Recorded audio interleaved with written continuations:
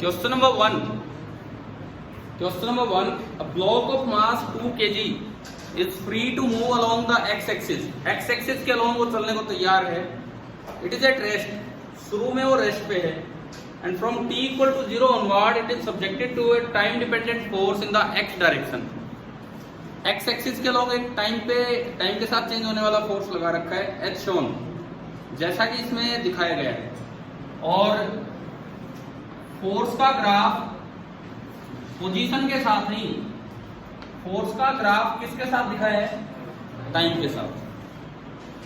Kinetic energy of the block कितनी होगी ये आपको निकालना है. ये आपका ग्राफ दिखाया गया है. यहां पे 3 सेकेंड एंड यहां पे ये हो गया 4.5 सेकेंड. ये 0 और ये 4, ये न्यूटन में और ये सेकेंड में. और इनिशियली वो ब्लॉक रेस्ट पे है. इसका मास है 2 किलोग्राम और इनिशियल स्पीड है 0. ये हमें दिया गया है. Kinetic energy of the block पता नहीं यहाँ पे. तो एक चीज हमारे दिमाग में आती है वर्क एनर्जी थ्योरम कि work done is equal to change in kinetic energy. Force का ग्राफ दिया हो तो वर्क कैसे निकालते हैं?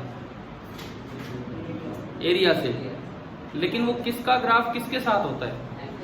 फोर्स का ग्राफ एक्स के साथ होता है, पोजीशन के साथ. ये ग्राफ किसके साथ दिया है? टाइम के साथ. कितने बच्चे डायरेक्ट एरिया करके और वो करके आए? मान लो, एक मिनट हाथ ऊपर करो, सुनो, अब बात सुनो. अगर ये एफ एक्स ग्राफ होता, अगर ये एफ एक्स ग्राफ होता तो डायरेक्ट इसका एरिया आपको क्या देता? और वर्क डन. तो ये एरिया कितना? हाफ इंटू 3 इंटू 4 कितना? 6. ये एरिया कितना? देखो ये 1.5, ये 3 का आधा, तो ये भी आधा होगा, ये 4 का आधा, ये 2 है सिमिलर ट्रायंगल से. ठीक है. ये एरिया कितना? हाफ इंटू 2 इंटू 1.5, 1.5 हो गया. नीचे वाला एरिया घटेगा 6 माइनस 1.5, 4.5. अगर कोई बच्चा इस बात पे ध्यान ना दे कि ये तो टाइम एक्सिस है, तो वो निकालेगा कि work done is 4.5 joule and work done is equal to change in kinetic energy. Initial kinetic energy कितनी है? 0. तो जो चेंज है वही फाइनल हो जाएगा और आंसर आ जाएगा 4.5. कितने बच्चे 4.5 लगा के आए हैं? कितने बच्चे 4.5? लगभग क्लास 4.5. और आपको आंसर मिल चुके हैं.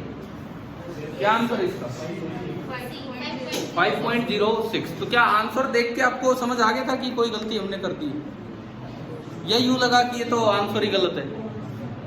कई बार ऐसा भी तो दिमाग में आता है. अब देखो, इस सवाल में अच्छी बात यह है कि हम तो यूं याद करके चले जाते हैं कि फोर्स का ग्राफ जब भी आएगा उसका एरिया क्या देगा आपको?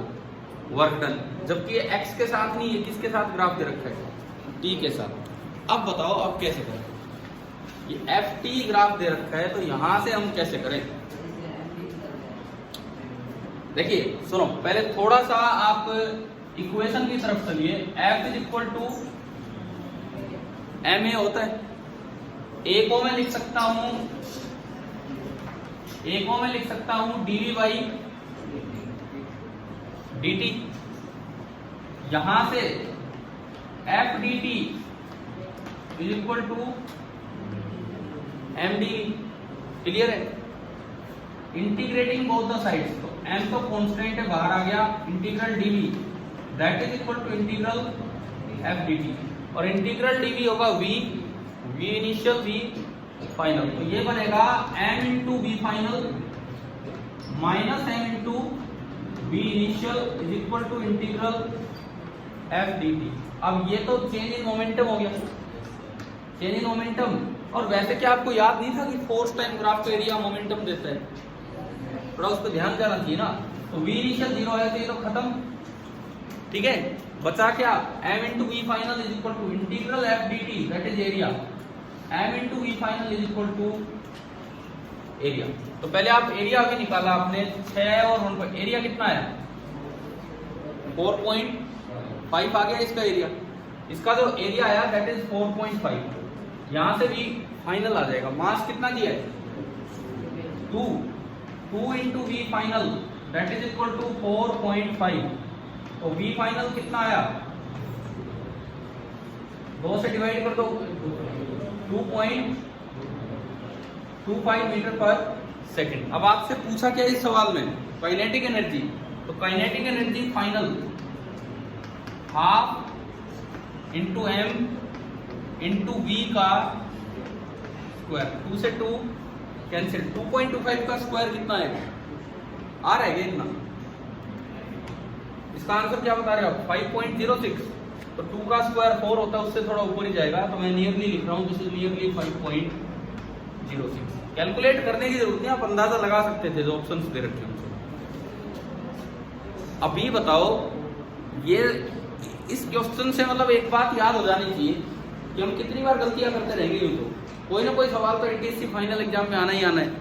अगर एफ का ग्राफ एक्स के साथ है तो उसका एरिया क्या देगा आपको, वर्क डन। अगर एफ का ग्राफ टी के साथ है तो उसका एरिया क्या देगा, चेंज इन मोमेंटम। अगर एफ का ग्राफ एक्स के साथ है तो उसका वर्क देगा change in kinetic energy, work done, change in kinetic energy. और एफ का ग्राफ अगर टी के साथ है तो उसका एरिया क्या देगा, चेंज इन मोमेंटम। अब आप कह रहे हो कि 9th का तो आसान आ गया, 10th का मुश्किल। ये सवाल कौन से सिलेबस से, 9th से। और मुझे लग रहा है आप इसको आसान में काउंट करके और गलत करके आ रहे हैं कि भाई क्या है क्या नहीं।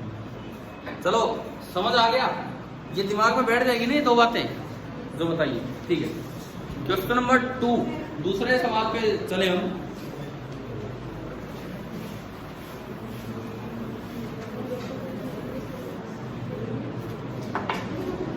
बातें नहीं, a spring of force constant K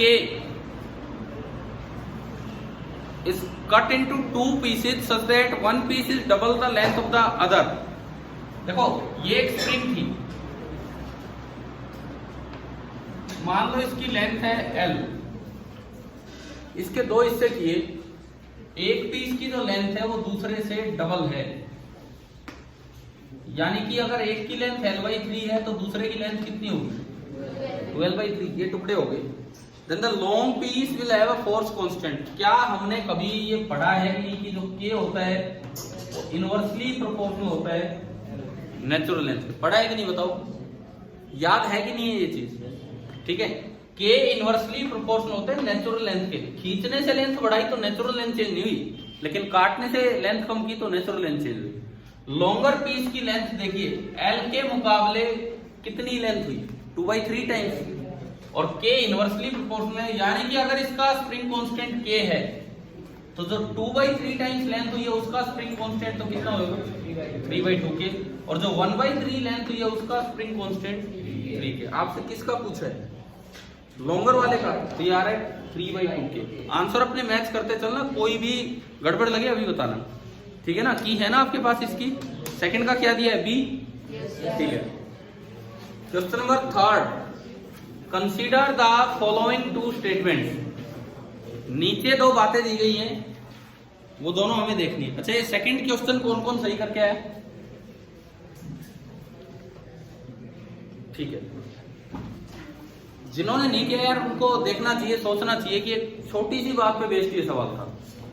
question number 3 देखिए, बातें नहीं गई। Consider the following 2 statements. Linear momentum of system of particles is 0। देखो एक सिस्टम ऑफ पार्टिकल्स है, उसके अंदर सपोज मैं कहूं कि 2 पार्टिकल है और मुझे बोला गया है कि P सिस्टम कितना है, 0। तो ऐसा तब हो सकता है जब या तो दोनों ही रेस्ट पे हो या दोनों चल रहे हो लेकिन अपोजिट डायरेक्शन में और सेम मोमेंटम के साथ, तो भी मोमेंटा कैंसिल हो जाएगी। समझ में आ रहा है। तो P सिस्टम 0 से 2 पॉसिबिलिटी बनी, either all the particles are at rest, either all the particles are at rest, और या फिर particles are moving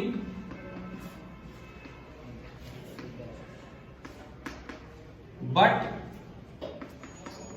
cancelling each other's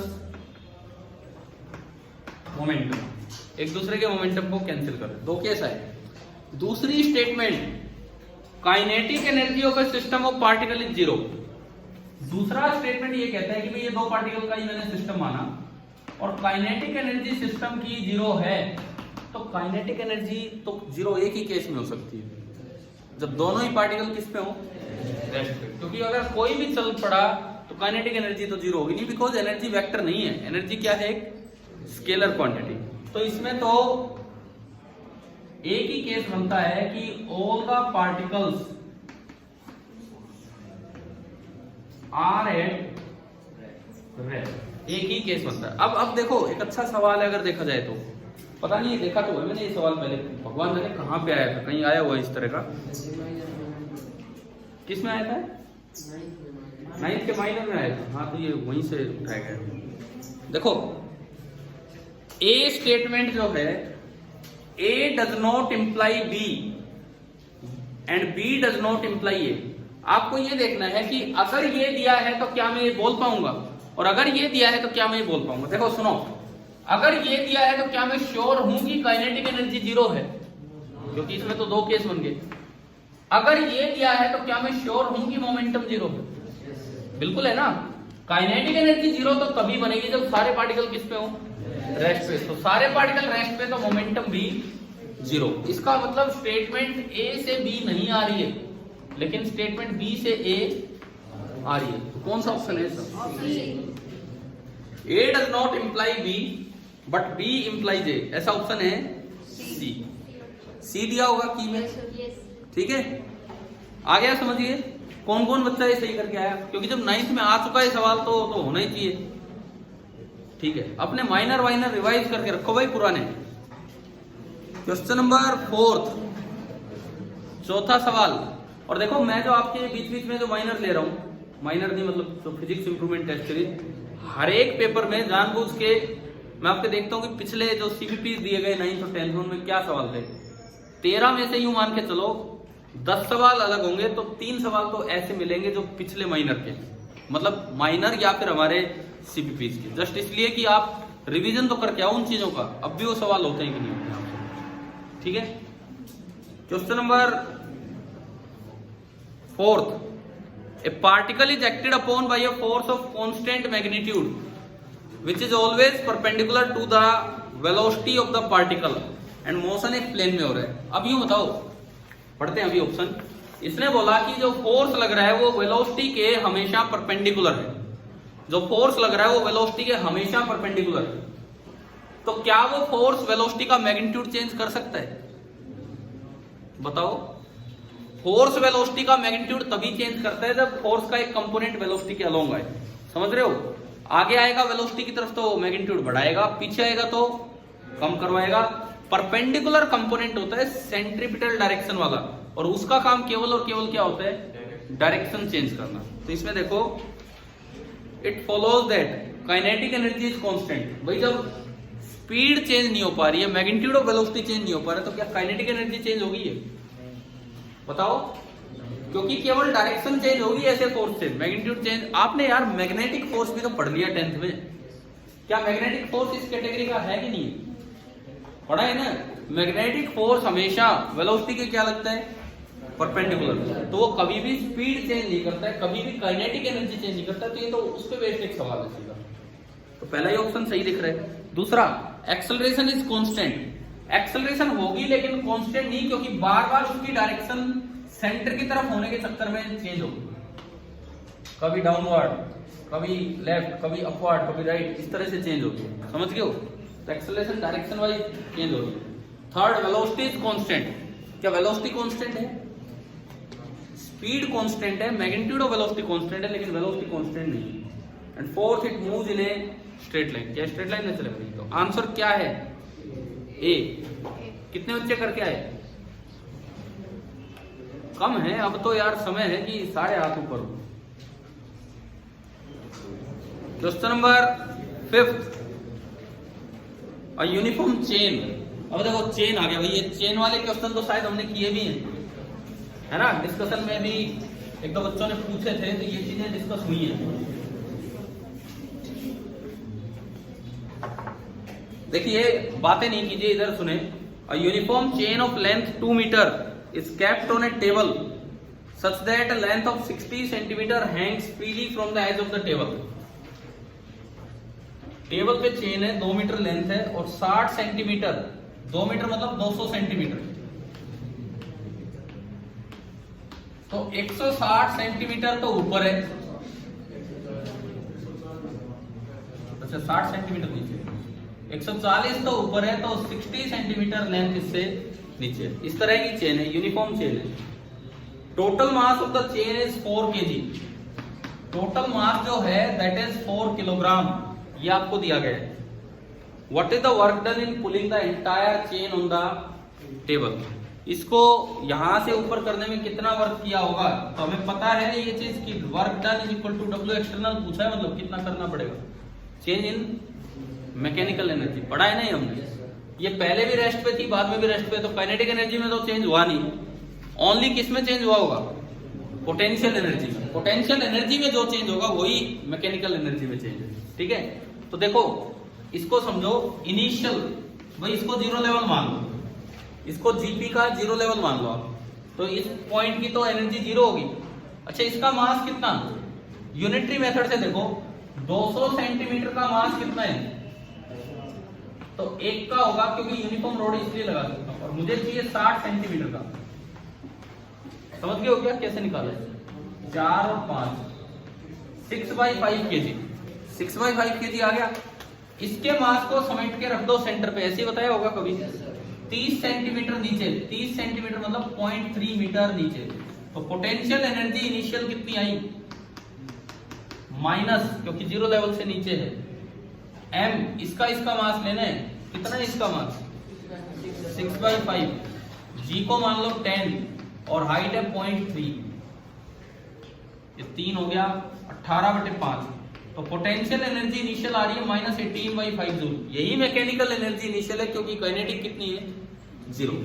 potential energy final, जब ये सारी इस पे रख दी गई तो कितनी हो जाएगी 0, तो वही मैकेनिकल एनर्जी है, काइनेटिक तो है नहीं। तो चेंज होगा फाइनल माइनस इनिशियल, ये आ रहा है 18/5। कौन सा क्वेश्चन है ये, आइए कर लोगे डिवाइड, ऑप्शन कौन सा बना, बी आ गया था। ये पेपर में कौन कौन सही करके आए, ये लाइन के लाइन हाथ नीचे हुई, ठीक है कोई नहीं। Question number 6, A particle of mass 100 gram is thrown vertically upward. छठा सवाल आप देखिए, A particle of mass 100 gram is thrown vertically upward with a speed of 5 metre पर सेकेंड। 5 मीटर पर सेकेंड की स्पीड से एक पार्टिकल को ऊपर थ्रो किया, मास है 100 ग्राम मतलब 0.1 kg। पूछा है कि work done by the force of gravity during the time the particle goes up. केवल वर्क एनर्जी थ्योरम लगा लो, जब तक पार्टिकल ऊपर जाएगा तो वहां फाइनल स्पीड कितनी होगी 0। के इनिशियल यहां से लिख लो, ½ into m into V square. के फाइनल आपको यहां दिख ही रही है, कितनी है 0, है ना भाई, आ रहा है ना समझ। के इनिशियल ये हो गया, के फाइनल ये हो गया, और इस पूरे रास्ते उस पे एक ही फोर्स लग रहा है, ग्रेविटी, और कोई फोर्स नहीं। Work done by gravity is equal to change in kinetic energy, तो 0 माइनस ये 25 2.5/8 या क्या ऑप्शन है इसका 1.25 माइनस के साथ है ना, आगे समझ। 6 सवाल, ये पहले 6 लग रहे हैं 9th के, इसके बाद क्या 10th के स्टार्ट हो गए सारे। हाँ चलिए इसके बाद अब यूं बताओ, ये आप 9th वाला आसान बोल रहे हो, आसान है ऐसी कोई बात नहीं, लेकिन आपका स्कोरिंग कैसी है इसमें, 6 में से 6 के 6 किस बच्चे के सही में नहीं, 5 1 2 3 बच्चों के 5 सवाल सही है, ठीक है यार। अभी तक भी सुनो, एक बात सुनो, आपने बहुत से पेपर घर पे दिए बैठ के, एक अलग माहौल में पेपर दिए, है ना, बिल्कुल कोई टेंशन ही नहीं है, फॉर्मूला भूल गए बाई चांस, 1 मिनट ही तो लग रही है यार, एक बार फॉर्मूला ही तो देखना है। कॉन्सेप्ट भूल गए, कोई बात नहीं, मैं तो खुद करूंगा, एक बार बस देख के ही तो आ रहा हूँ, देख के आगे कर दिया, कुछ इस तरह का रहा हूँ। लेकिन पेपर तो पेपर होता है, यहाँ आप ऑफलाइन में आपको थोड़ा पता लगेगा कि भाई किस तरह से असल रिवीजन करके आना होता है घर से पूरा, और तब जाके आप बैठोगे। यूं सपोर्ट नहीं है कि 1 मिनट जाके और कॉपी देख ली या बुक देख ली, ठीक है। तो ये थोड़ा सा उस माहौल में आओ, उस माहौल में पेपर देना सीखो किस तरह से। अगला जो टेस्ट है आपका, उसमें तो 9th का काफी कुछ आ रहा है। क्या क्या आ रहा है? और 9th का सुनो, अच्छे वाला पार्ट आ रहा है, अच्छे वाला part, thrust, pressure, flotation, sound, SHM, magnetism, ठीक है 10th का। मैं कह रहा हूँ 9th का ही बहुत अच्छा पार्ट आ रहा है, तो उसमें तो अच्छी मेहनत करोगे तब स्कोर हो पाएगा। चलिए हम आगे बढ़े। Question number 7, figure shows a network of 3 resistance. बात नहीं यार, आपको 3 रेजिस्टेंस दी गई है, एक 3R, एक 6R और एक ये R, ये दिया गया है। When some potential difference is applied across the network, the thermal power dissipated by A, B and C are in the ratio। A, B, C कौन कौन से? मैं मान लू ये A है और ये B है, ये थोड़ा सा आमने सामने सा लिखा हुआ है, बता दिया था आपको ऐसे, चलो खुद भी अज्यूम किया होगा। अब ये कह रहा है कि आपने कोई वोल्टेज अप्लाई की, तो आपको बताना है तीनों में थर्मल पावर जो कंज्यूम होगी उसका रेशियो क्या होगा, ये बताना है। देखिए सुनिए, सबसे पहले तो 6R और 3R का पैरेलल कॉम्बिनेशन 2R हो गया, 2R हो गया ना, 6 × 3 / 6 + 3 18/9। अब 2R और R सीरीज में है, छोड़ो उसको, सीरीज में वोल्टेज डायरेक्ट रेशियो में बढ़ती है, डायरेक्ट रेशियो में, तो ये 2R और R में वोल्टेज बढ़ेगी 1:2:1 में, 2:1 में। तो आप वोल्टेज अप्लाइड 3V मान लो, वोल्टेज अप्लाइड 3V मान लो, 2:1 में बांट दो, उसके 3 हिस्से कर दो, 2 हिस्से इधर और 1 हिस्सा इधर, यानी कि इसको तो वोल्टेज कितनी मिली V, और इस पोर्शन को 2V, और ये दोनों पैरेलल में है तो इसको भी 2V और इसको भी 2V। अब जब तीनों के पास वोल्टेज ही आ गई तो थर्मल पावर का फॉर्मूला है V²/R। एक बार हमने PA निकाला, V²/R, PA, तो V का स्क्वायर 4V²/R 3R, फिर PB निकाला, अगेन 2V का स्क्वायर 4V²/6R, फिर PC निकाला V²/R। एक काम करो, इसको भी 4 से मल्टीप्लाई कर दो ताकि कंपैरिजन आसान हो। आ गया समझ? समझ आ रहा है आखिरी में मैंने क्या किया? अब आप PA, PB और PC निकालोगे, रेशियो लोगे, तो PA × PB × PC, ये 4V² तो सब में कट गया, R भी कटा, 1/3, 1/6, 1/4। अब इस रेशियो को अगर ठीक करना हो, तीनों का एलसीएम लेके उससे मल्टीप्लाई कर दो, 6, 3 और 4 का एलसीएम कितना होगा? 12। इसको 12 से मल्टीप्लाई कर दो, अगर आपने 12 से मल्टीप्लाई किया तो 12/3 4, 12/6 एंड 12/4 3, 4:2:3। कौन सा ऑप्शन है? सी, यही दिया होगा, ठीक है। बोलो कुछ पूछना है? अब ये देखो, बिना करंट निकाले सोल्व हो गया। आप यूं ही कर सकते थे, पूरा करंट निकाले, फिर सब में I²R, और चलो सर्किट सोल्व हो जाता है। कई बार बच्चे रेशियो ही नहीं लिख पाते हैं, यहां तक पहुंच के भी आंसर मैच नहीं कर पा रहे, ये गड़बड़ हो जाती है। कितने बच्चे सही करके आए थर्मल पावर वाला? ठीक है, आप क्वेश्चन नंबर 8, ये तो शायद डायरेक्ट क्वेश्चन है।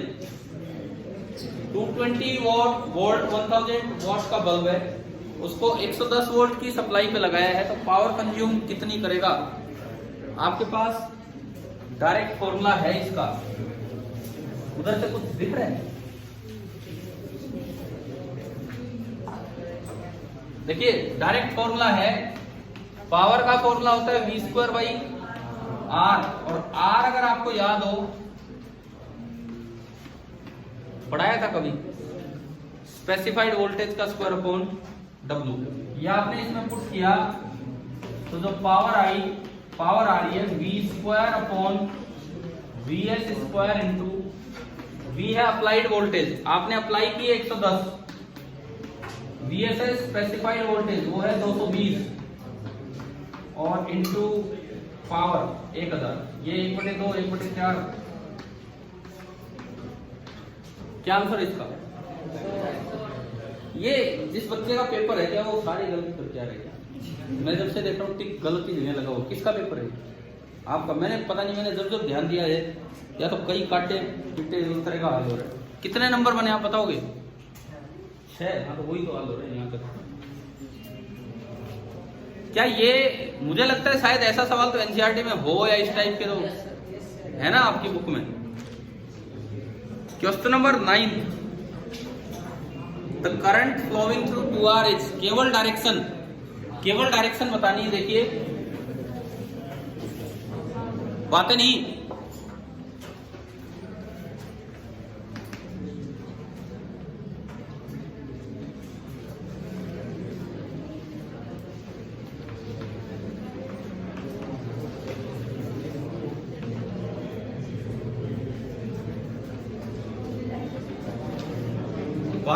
बातें नहीं। ये है, सुने अब इधर सुने, आपसे केवल ये पूछा है जो बीच वाला रजिस्टर है ना उसमें लेफ्ट से राइट करंट जाएगा, राइट से लेफ्ट जाएगा या कोई करंट नहीं जाएगा। पहले तो ये बताओ ये व्हीटस्टोन ब्रिज है या ये पैरेलल में है? पैरेलल में। व्हीटस्टोन ब्रिज नहीं है क्योंकि यहाँ टर्मिनल ही उतने नहीं है। ये ए तो ये भी ए और ये बी है। अब देखो बैटरी के कनेक्शन देखिए, ए इधर बी इधर, तो बैटरी यूं कह रही कि ए से करंट एंटर करेगा और इस सर्किट में बी से निकलेगा। तो जहां जहां ए है वहां से करंट एंटर करेगा और बी से करंट निकलेगा, है ना। ये करंट आया, कुछ इधर से गया, कुछ इधर से गया, यूं गया और कुछ इधर गया और कुछ इधर गया। समझ रहे हो? ए से एंटर कर रहा है हर रजिस्टर में और बी से हर जगह से क्या होगा, कलेक्ट होगा और ये सारे जुड़ के चल पड़ेंगे। ये तो यार कोई सवाल ही नहीं था, डायरेक्ट ही तो देखना, आपको कोई वैल्यू नहीं निकालनी, सीधा ही तो है। बताओ बीच वाले में करंट की डायरेक्शन देख लो बस, लेफ्ट राइट का तो अंदाजा सही सही है ना, क्योंकि कई बार ऐसा हो जाता है डायग्राम बन गया ये नहीं समझ आ रहा है कौन सा है, ये कौन सा है, राइट टू लेफ्ट, तो ये ऑप्शन बी, ये तो आपका सही लगता है मुझे, आगे सही है, ठीक है। अच्छा अब ये बताओ कौन कौन बच्चा ये सही करके आया यार? ये तो शायद इस पेपर का सबसे आसान सवालों में से एक, कुछ करना ही नहीं है, केवल डायरेक्शन बनानी। क्वेश्चन नंबर 10, बातें नहीं,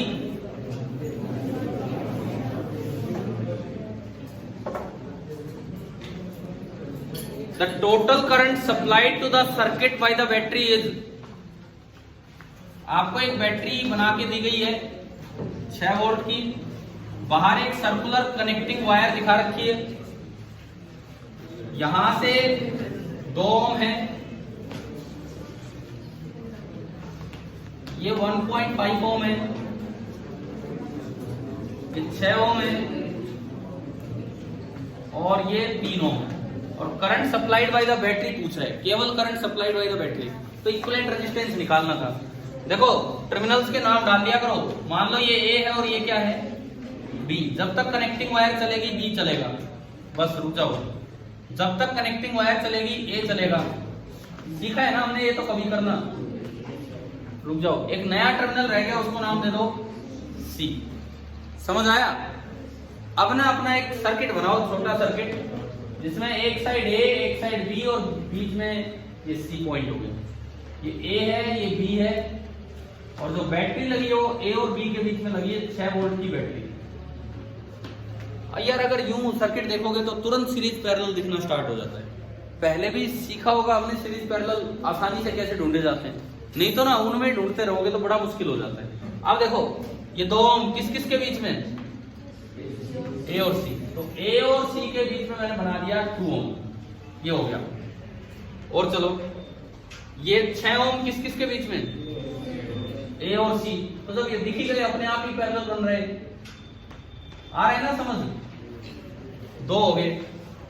और चलो ये किस किस के बीच में, बी और सी, 1.5 हो गया। और ये किस किस के बीच में, ए और बी, कितना, 3 ओम। तो एक लास्ट ए और बी के बीच में।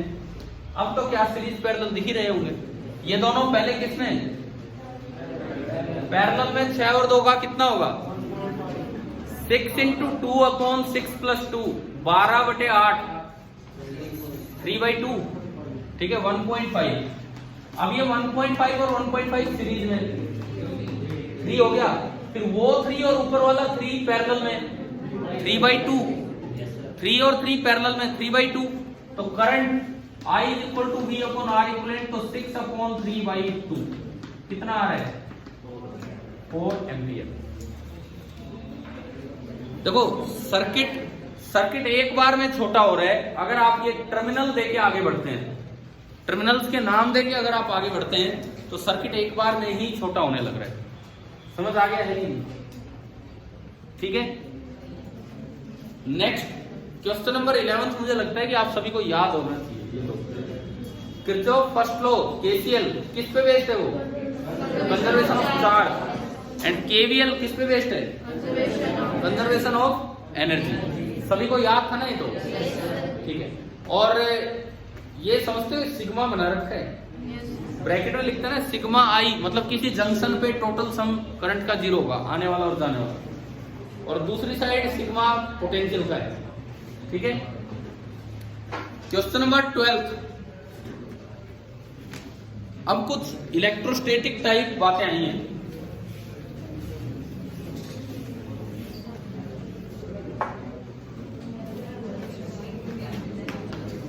बातें नहीं, इधर सुने। 3 चार्ज हैं और ये एक डायग्राम है, ये एक अरेंजमेंट है। Capital Q plus Q and plus Q, और ये ए राइट एंगल्ड आइसोसेल्स ट्रायंगल, तो ये A√2 होगी। आपको ना सिस्टम की नेट इलेक्ट्रोस्टैटिक एनर्जी 0 दी है, अगर कैपिटल Q की वैल्यू इतनी है तो। भाई कैसे लिखते हैं हम, पेयरिंग करना सिखाए कभी? अगर 2 चार्ज हो तो पोटेंशियल एनर्जी का फॉर्मूला होता है KQ1Q2/R। ये लॉकडाउन से भी पहले की बातें हैं, शायद इलेक्ट्रोस्टैटिक्स वाला पार्ट तो उस समय ही हो गया था। KQ1Q2/R। 2 से ज्यादा हो तो आप पेयर बना लो। पेयर किस किस के, मान लो ये 1, ये 2, ये 3, तो पेयर एक तो 1-2 का, एक 1-3 का और एक 2-3 का। बस ये काम करना था। U13 1-2 की एनर्जी होगी K है 1/4πε0। 1-3 K capital Q small q upon A√2 and 2-3 K capital small q upon A। और क्वेश्चन कहता है कि ये सम कितना है, 0। बस ये दिया गया है, समझ आ रहा है? ये सम 0 करना है। तो एक बार देखो इसमें क्या क्या कॉमन आ रहा है। K क्या हो भाई, ये तो कॉमन आया। K क्या हो भाई, ये तो पूरे में से मैंने कॉमन ले लिया। इसके अलावा क्या बचा, एक स्मॉल q, ठीक है। तो ये बचा कैपिटल Q प्लस मैंने small q, capital Q upon A√2, ये तो गया। और तीसरे में क्या बचा, स्मॉल q, और ये कितना है, 0। मुझे किसकी वैल्यू निकालनी है, कैपिटल Q की। तो केवल इसको 0 कर दो, it means capital Q plus Q/√2 is -Q। आपने एलसीएम लिया, √2 उसको उधर भेज दो, फिर √2 plus 1 × Q that is equal to -√2Q। समझ आ रहा है? और यहां से कैपिटल Q आ गया -√2Q अपॉन √2 प्लस 1। देख लो किस तरह से ऑप्शन अरेंज है। ऐसा कोई है, √2 से डिवाइड कर दो, ऊपर नीचे √2 से डिवाइड किया तो ये तो -Q बना, ये 1 और 1/√2, ऐसा कोई है? ऐसा भी नहीं। क्या आंसर दिया इसका? B, -2q/2 + √2। अगर मैं दोनों साइड √2 से मल्टीप्लाई कर दूं तो ऊपर क्या बन गया? -2q और अपॉन 2 + √2 से मल्टीप्लाई किया है क्या हमने? ठीक है, ठीक है। आगे समझ क्या है? आगे ना आखिरी सवाल क्वेश्चन नंबर 13 वो देख लीजिए।